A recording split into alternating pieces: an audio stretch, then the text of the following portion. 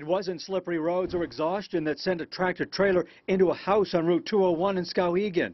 The 18-wheeler swerved off the road, took out the living room, crushed the front door, and pushed the entire house off its foundation. A blue tarp covers the massive hole. The house is part of the town motel, right next door. All 3 units in the house were unoccupied at the time.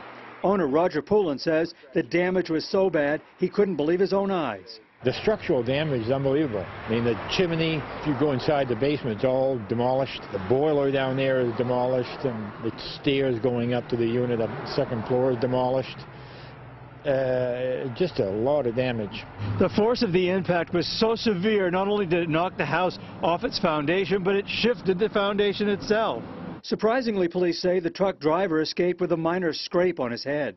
Firefighters who were first to respond to the crash said they quickly learned from the driver what happened. He said he had a coughing spell. By the time he got out of that coughing spell, he was right there, right at the house, and hit him. The owner says he's thankful no one was hurt. He said the building is insured, but he wouldn't be surprised if it had to be torn down and rebuilt. In Skowhegan, Jim Keithley, WMTW News 8.